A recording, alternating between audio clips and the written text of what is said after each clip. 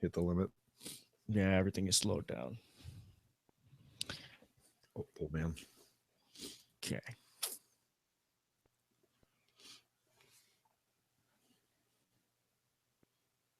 All right, you ready? I'm ready.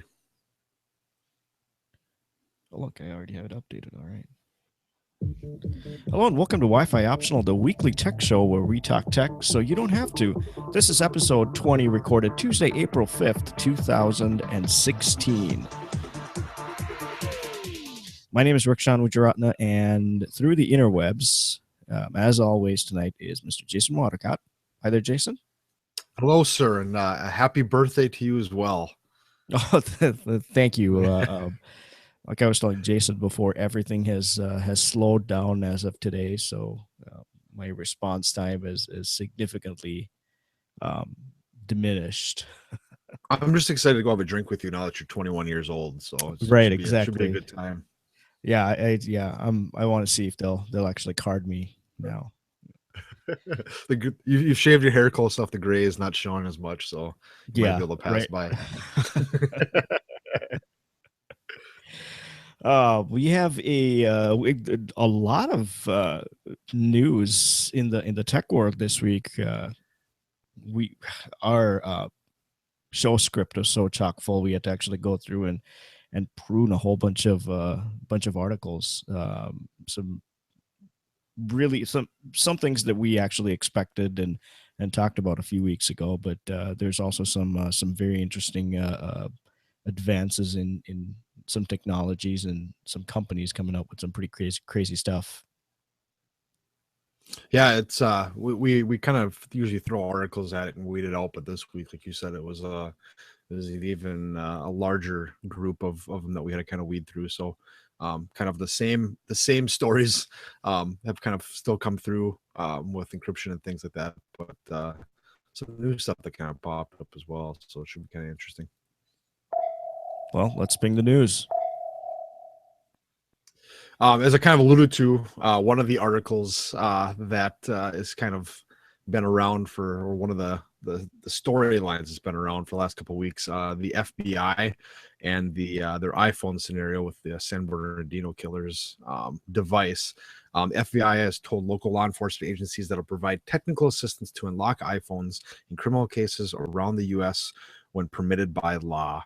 In a letter to local law enforcement, the FBI said it understood the challenges of suspected criminals going dark, quote unquote, a metaphor the FBI has repeatedly used to describe its inability to read messages on tapped communications. The letter was sent just days after the government formally dropped its legal action against Apple, which refused to rewrite software that CEO Tim Cook said would be undeniably create a backdoor for every modern iPhone and iPad. The government found an outside party thought to be the former or thought to be Cellbrite, which has been able to bypass security features embedded in the iPhone used by one is such the San Bernardino shooters. Days later, the FBI agreed to help Arkansas prosecutors unlock another iPhone using the newfound solution. So it's kind of interesting that they're willing to help their own kind, but yet it's untrue or unseen whether or not they're going to release this information to Apple to see if they can almost see if they can fix these things in the future. Interesting who they're really helping in this situation. I find it interesting that when the FBI brought the lawsuit and they said, this lawsuit is just going to be for this one particular phone. That's it. And this exactly what's going on is what Tim Cook was fighting all along. He said, if we create something, we're handing you the golden key, and that's going to unlock every other iPhone. And they're like, no, that's not what we want. We're going to specify in this lawsuit that this is for this particular phone. But then what's happening right now is exactly what was predicted. If you create that master key, you're going to be able to unlock just about every phone. Now, the caveat to this is the FBI still has not come out and said what they used or how they unlocked the phone, and Apple is very interested, and they're sitting there with bated breath to find out. I'm interested to see if Apple is going to take the legal side and go, oh well, okay, we're gonna play this game too. We're gonna file a lawsuit saying that we need to find out how you did it. But it's uh, uh, it's amazing to see how the story changes. It's like, oh well, now we have the access to it. Well, yes, now we know we can break into phones, so we're gonna let everybody know. The tagging right along with that, and we talked about this, what this the next article, or um, the gist of the next article in a couple of weeks ago. WhatsApp, um, which is for anybody that is unfamiliar, it's a huge. There's over 100 million users. It's a huge, a global messaging platform. You're not restricted geographically to a certain country or anything like that. It's free. It used to be 99 cents a year, but they took that out. It's free, so it's very commercialized and very popular among the teens and the masses. WhatsApp today announced, actually, their founders Brian Acton and Jan Koum, together with a high-minded coder and cryptographer who goes by the pseudonym Moxie Marlinspike, revealed that the company has added end-to-end encryption to every form of communication on its service. This means that if any group of people uses the latest version of WhatsApp, whether the group spans to 2 people or 10, the service will encrypt all messages, phone calls, photos, and videos moving among them. And that's true on any phone that runs the app, from iPhones to Android phones to Windows phones to the old school Nokia flip phones. With end-to-end encryption in place, not even WhatsApp employees can read the data that's sent across its network. In other words, WhatsApp has no way of complying with a court order demanding access to the content of any message, phone call, photo, or video traveling through its service. Um, Shortly after this came out, the internet lit up, and people started digging into the WhatsApp terms and conditions, and they found out that WhatsApp still does keep track of the date, time, the number tied to the person sending the message, and the number tied to the person receiving the message. So that information is still stored. I'm assuming they probably need that for error logging, or if there's a problem to go back. But what they don't actually, or what they can't track, I should say, is the content. And I think we talked about this, but I think we mentioned that Apple might be taking this path, but looks like WhatsApp already jumped into it. Yeah, I want to first say that Moxie Marlinspike has got to be the best cryptographer hacker name I've ever heard. It sounds like something where you would click a generation button and that's what would pop up. Like, I want my name to be 2M's.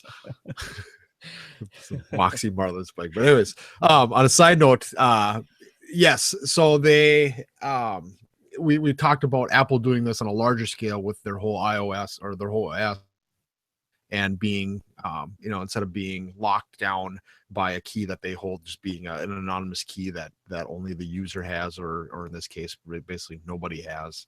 And it seems like WhatsApp's kind of gone that route, and it seems like, even like you alluded to, their parent company now, which is Facebook, has even been found. Some people found the code from their newly updated Messenger app from the iPhone, shows that they're looking into doing something very similar.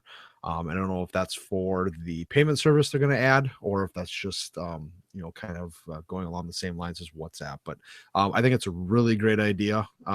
It just washes their hands of having to deal with those questions and the weird things that security and the FBI brings nowadays, with people putting those disclaimers on their yearly, I can't think what I'm trying to think what the word is, but the yearly statements that businesses come out with. They say, we've had 0 to 250 requests by the FBI for data, the canary in the coal mine kind of thing. That this right, just kind of washes their hands of all that information. The warrant canary, yeah. Yeah, and then the interesting part is there's people that actually see it from the other side too. They say, okay, fine, you're going to encrypt that, that's great, but this can actually be a valuable tool when it comes to fighting crime. Well, I do see that, but I think what's also happening is they're kind of overstepping the boundary, going, well, Wes, we can do it, so we're going to apply it to every possible situation, versus applying it to a situation that actually warrants it. And as far as the Facebook Messenger goes, I can see Facebook turning it into a model where they have two types of messaging. They have a free messenger that's unencrypted, and maybe they keep logs or they don't, or if they wanted to, they could pull and they could go with a paid model where that's going to be encrypted, just like WhatsApp. And with WhatsApp uh, being owned by Facebook, uh, it will be extremely simple for them to just integrate the two. They already have everything done on the WhatsApp side that's going to be encrypted. The only thing they would have to do is actually just integrate the payment portal onto the Facebook side, and then ta-da! Now you got a system that actually is revenue generating at the same time as encrypted. And there's other products that are popping up in the market too. ZipSim is another product that is being promoted right now. ZipSim runs on T-Mobile's network, works with any unlocked phone that supports T-Mobile's network, and comes in all of the various SIM card sizes. You order it from zipsim.us. The plans aren't the cheapest you'll find, but what you're paying for here is privacy. Basically, you pop the SIM in, fire the phone up. It takes over. It says, what's your zip code? Punch the zip code in, and it gives you a number.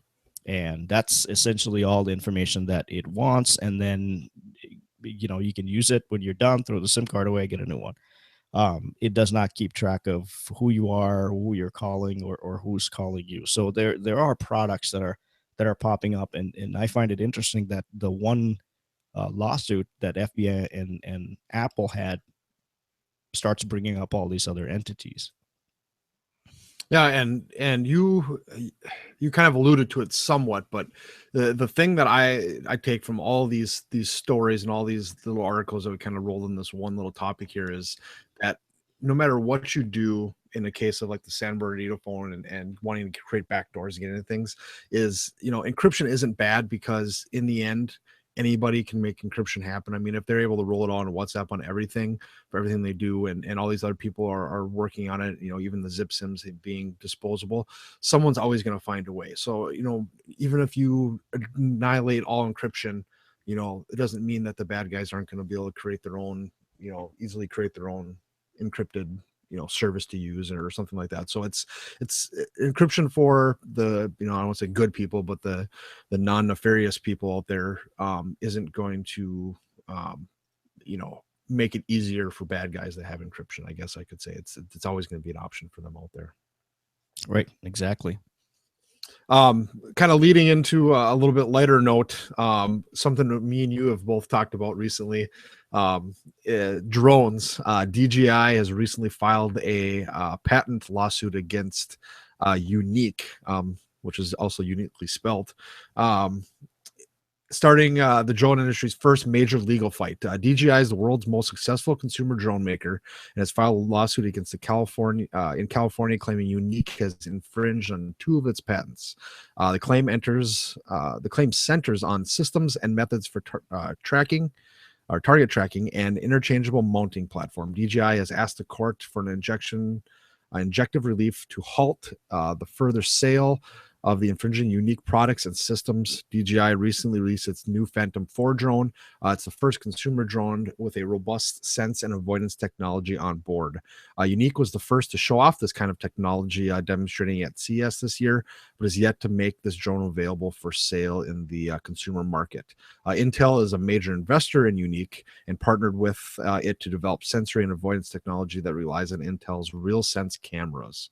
The case marks the first legal battle in the consumer drone world, but just like smartphones and other industries we've seen before, this could just be the first small skirmish in a very, very long war. And I kind of, like I said before, I read the article. There is me and you have both been talking about drones and fun things, 3D printers and things like that recently. So I was looking into them, and that's probably the biggest thing that the reviews I've seen with the Phantom 4 is this avoidance technology, and it's tracking technology, where instead of having to physically have a device on you where it tracks you, it just physically uses the camera to create a point of interest. And that point of interest can move. It could be a car or a human and follow you. And I guess that's kind of what they're looking for to defend in this kind of case. I'm on the Unique's website right now, yuneec.com, and I can tell you that compared to the DJI Phantom or the DJI lineup, the Unique drones are significantly intimidating. If somebody were to fly one at me, I would get the heck out of there. And there are a couple of videos, and there's their top of the line, the Tornado, 6 rotors, and the landing platform actually folds up when it takes off. So there's some serious mechanics, and I was looking up some other videos earlier at CES, and looks like they have a very very solid product from what they're showing. Um, I've flown a couple of low end DJI Phantoms, and we know someone that actually has a pretty nice DJI Phantom. They're fantastic devices. A little on the spendy side, but this is very very interesting that all of a sudden now these two companies are going head to head on the legal side to see who owns what patent. Kind of reminds me of the Apple and Android, Apple and Samsung, actually, not Apple and Android, Apple and Samsung battle where they kept going back and forth. Well, we've developed this. Well, you copied this from us. Well, no, you did this. But the one thing that I do hope is that what this will not do is slow down any of the technology advancements and all of the drone technologies, and they're going to go, well, okay, we have the technology, we're not going to launch it until we settle the lawsuit, or vice versa. Yeah, I think you hit the nail on the head there. Is I just hope it doesn't, because the drone industry has just absolutely exploded in the last couple of years. And I wish I had the article in front of me. I actually had it up and I closed it 2 minutes ago. But it's projected to be like the consumer drone market is one of the biggest markets in the world, let alone the US, in the upcoming years. So I just would hope that this something that doesn't stifle the productivity of these companies into advancement. And the only thing I have to say about it is that all these there's a bunch of competitors out there that come out with very similar price, very similar things, but DJI is kind of the iPhone version of drones, where it just works. And Right. it's relatively easy to use for what it is. Drones aren't easy to fly. You have to be very safe, very careful. But of all of them, it's definitely the easiest to use, and I think that's kind of where they have their leverage edge in this area. And the other thing is with we saw a similar revolution, if you want to call it that, when the GoPro lineup hit the market. Everybody wanted a GoPro. The images were fantastic, the videos were great, they were functional, but then they kind of plateaued. But then with the drone series, one of the things that the GoPros didn't have is you actually had to have a person carrying the camera. So where you could take the camera, even though it would take fantastic images, where it had to be mounted on a person. And with the drones, and especially the DJI line, they kind of took that from the GoPro lineup, and then they actually added something similar. Actually, they do have some drones have GoPro cameras. They mounted it on a drone. Then now you can actually take that footage, take that level, the clarity, the quality of that footage, and you can actually extend it out from the person, and then get a different vantage point. And then all these other uses came out. You can fly it, for tracking things, for entertainment. And if you want to do like a small home movie, the vantage point is absolutely amazing. So like you said, hopefully they'll come up with a settlement. But yeah, I want to see more stuff come out, and I want to see the prices of these drones come down. So everybody needs a drone. That's my take on it. um the next story, Tesla says Model 3 orders top 10 billion in the first 36 hours. Tesla Motors said orders for its new Model 3 electric sedan topped 253,000 in the first 36 hours, a fast start for the company's first mass market vehicle, which may not begin to reach customers for another 18 months or more. Tesla chief executive Elon Musk tweeted on Friday that the Model 3, which is slated to go into production in late 2017, will set at an average price of $42,000, including the price of options and additional features, which would give the initial flurry of orders an estimated retail value of $10.6 billion. The Model C and the Model 3 is capable of going 215 miles on a full charge. Some prospective buyers who placed early orders may have anticipated paying a lower price for the Model 3 after factoring in a $7,500 federal tax credit on electric cars. But that credit begins to phase out once manufacturers sell more than 200,000 EVs, mark that Tesla at its current sales pace is likely to surpass next year before the first Model 3 is delivered. That is just mind-blowing to me. Um, Again, Tesla is kind of the iPhones of the electric vehicles, but for people to actually spend that kind of money and go, hey, this is a viable product, that's just absolutely just mind blowing and crazy for me to think. And you're not going to get your product till sometime in 2017, hopefully. And if that's hoping they don't have any delays. Yeah, and the main thing that I take from this is I think it just shows that this is a want and this is a need. I mean, we've had Priuses now for what, 15 years or something like that. They came out in the early 2000s.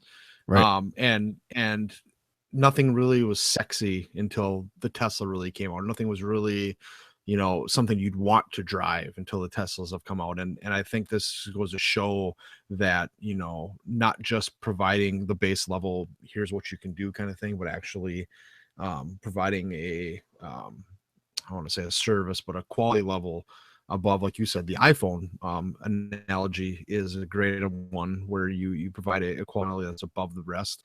How much you can really drive people into wanting to spend money on something like this. We talk about $800 iPhones here, we're talking about $35,000 to $45,000 cars.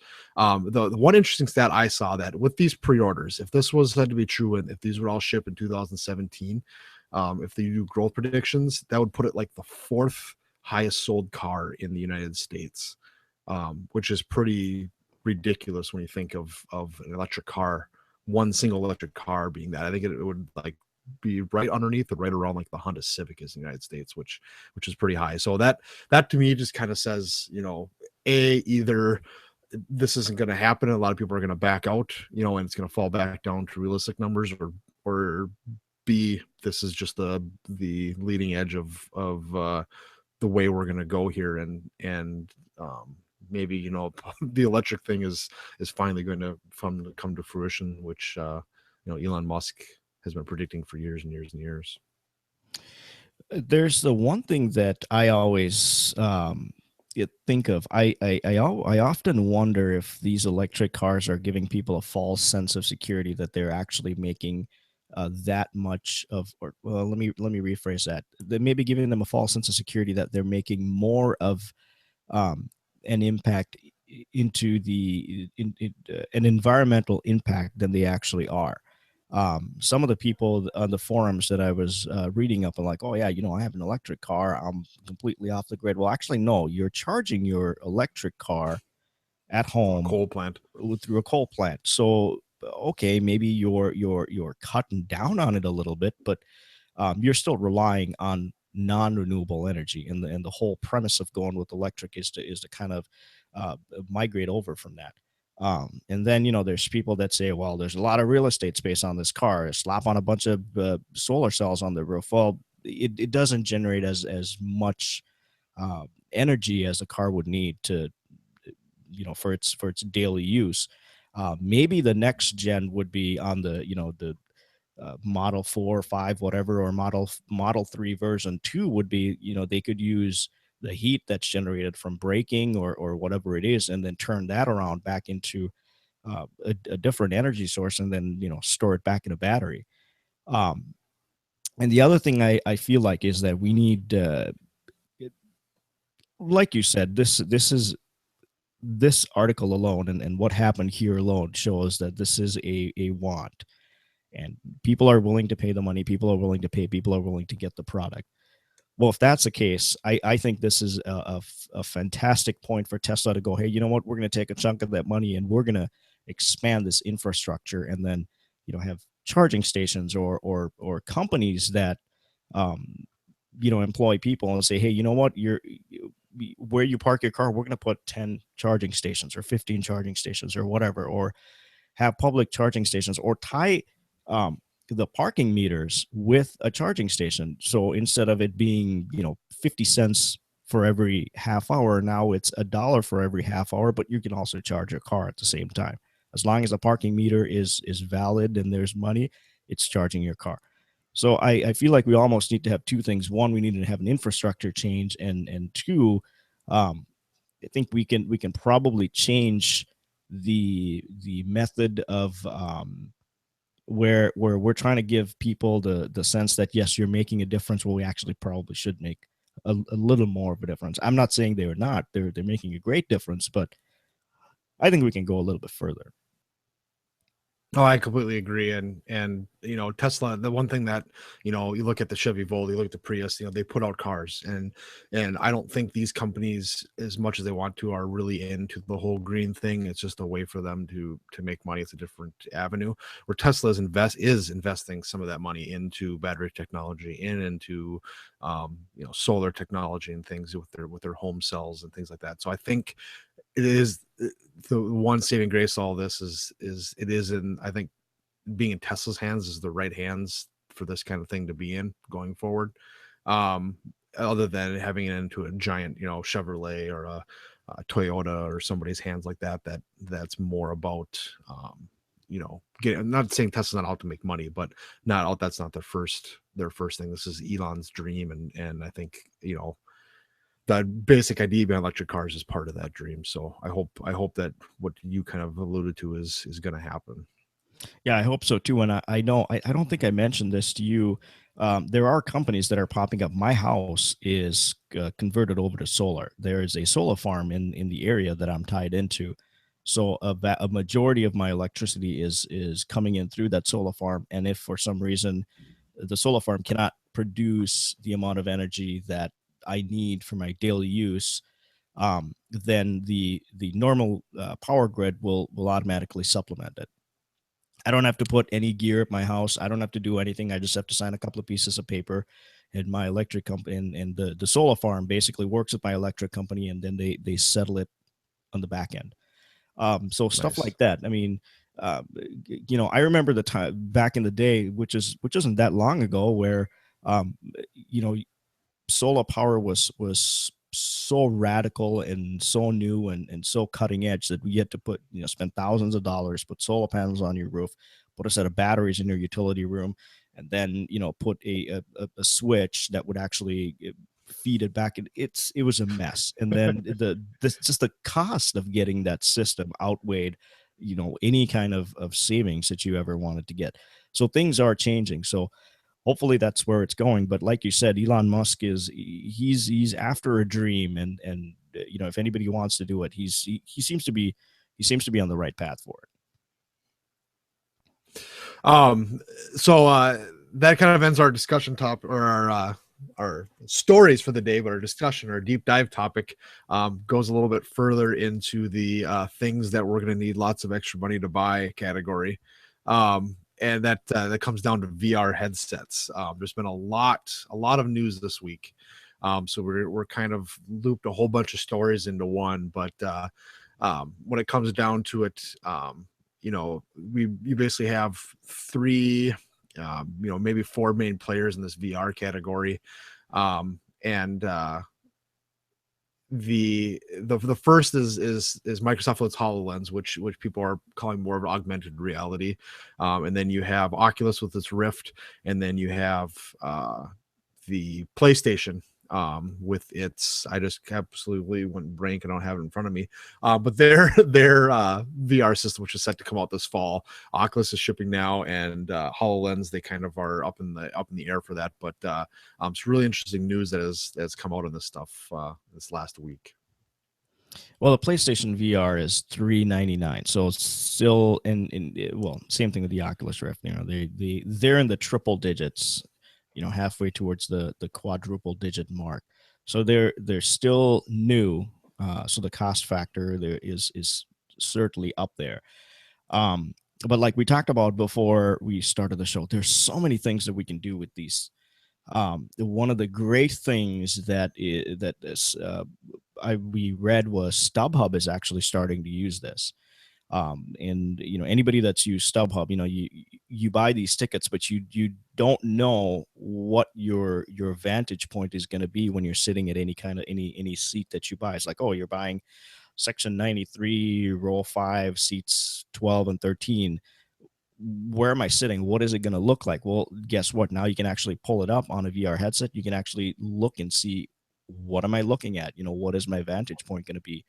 Um, and then you can they're talking about holoportation, where you can get an app and you can have 3D cameras, and basically this show that we're doing, we can actually do it in your living room in 3D, scary as it may sound. So the possibilities are just amazing. I mean, in just about any field that you wanted to look at. So for example, some of the shows that we see on TV, like on the CSI shows, where they actually pull up a 3D body of a corpse and they spin it around and see, okay, what you can actually do that with these VR headsets now. So, what they actually showed several years ago now actually coming to fruition. So it's just amazing to see where the technology's gone. But like you said, even this one, there's been a massive spike in growth and how fast these things are coming out. Yeah, it's the interesting part is we always heard about the Oculus at first, and that was they were kind of the first ones into a more consumerish model of VR without being a giant setup that you had to have some sort of support rig for and things like that. And now, like you said, you have so many other players into it, but um, the price points, as high as they are, don't seem that crazy to me when you really think about it. I mean, No, you're right. when you think what's actually going into them, it's pretty crazy. I mean, if you take a really outside point of view of it and you think about it as a display device, let's say you bought I think they're selling they have PlayStation bundles, they sell the PlayStations and the VR devices all together. And it's going to be under $1,000. Well, think if you had to buy a PlayStation 4 plus a 50-inch TV. You know what I mean? You're kind of on the same level. It should probably be almost cheaper. And then Probably is cheaper, yeah. and the experience is actually so much better. So to realistically, when these prices are coming out sub 500, I was really really impressed. I mean, we've seen things like the HoloLens development kit being $3,000 and things like that. So that the initial mocked up ideas or the non giant production is quite expensive on this thing. So the fact that they can get them down that cheap, it seems like a lot, but it's just one, like I kind of said when we first started, it's one of those things where we have drones, we have 3D printers, we have VR stuff, instead of being $100 Self-driving cars. $40,000 self-driving electric cars. It just seems like everything is getting more and more expensive nowadays, but we're also really breaking through a bunch of boundaries that we could never even thought of before. I mean, video games back in the 80s were cool, but that wasn't like groundbreaking. Wow, it was kind of a twist on something we already had, where this stuff is like all brand new technology. So it's kind of an interesting time, but it's, like I said, it's going to really hurt our pocketbooks. Yeah, right. It's almost like I feel like they cracked this nugget that they've been trying and trying and trying and trying for the longest time, and all of a sudden you crack it open and it opens up Pandora's box, and it's like, oh my god, now we can do this, this, this, this, this, and Well, this. think back to the 90s when the Nintendo had their Virtual Boy. I mean, that was the Oh, first attempt right, at VR with right. a frame, and it hasn't been anything since then that's really like been a gaming thing other than like the VR headsets and things from Samsung. So yeah, so no, Pandora's box is a great example of what's happened recently. And then kind of a twist in it. If you ordered an Oculus Rift, by the way, they're delayed. So if you pre-ordered an Oculus Rift and haven't received it yet, you're probably wondering where it is. Worse, you're probably wondering when Oculus is going to give you an update whatsoever as to when you might be getting your headset. Though you still might not have a shipping date, Oculus executives have taken to the airwaves to confirm that Oculus is having some trouble fulfilling its pre-orders All those who ordered a VR headset should have also received an apology email from Oculus and a bit of an explanation for the delay. In addition, Oculus is going to waive the shipping fees for anyone who had ordered an Oculus Rift through the end of April 1st. So another instance where it shows people want this, people are willing to try it. So there's tons of pre-orders, which is fantastic. But they can't keep up with demand. Yeah, the side story of this was the very first production model they had. Palmer Luckey actually physically hand delivered it to the first. Yes, I can't remember was he in Alaska? Yeah, he was in Alaska. But I can't remember if he was a backer originally from the Kickstarter or if he was one of the first people that actually purchased it when it was available. I can't remember which one it was, but either way, it's pretty cool. They showed this guy's work, but then they gave it to him at 9 o'clock in the morning on a work day. So this poor guy had to sit and stare at an Oculus Rift for 7 hours until he could go home and use it. But it just goes to show, another, I think Oculus, even though they're owned by the Facebook and everything, but another good company where they're willing to say, hey, we screwed up here, we'll refund shipping, and they go as far to deliver this. It's with all the bad things we have with companies nowadays, it's good to see companies like them and take ownership for exactly Tesla that we talked about that have staying above grade with this stuff and not just being scummy, in it for the money kind of thing. So right. And there was a video of a Tesla customer. He was driving down the road, the vehicle stopped working, called Tesla. They said, I'm sorry, there's nothing you can do, and there's no override, you have to bring it in. So they had it towed to the Tesla factory. They gave him a rental. Long story short, they brought his car back, and he couldn't recognize his own car when it came back. They had pretty much spit shined the thing inside and out.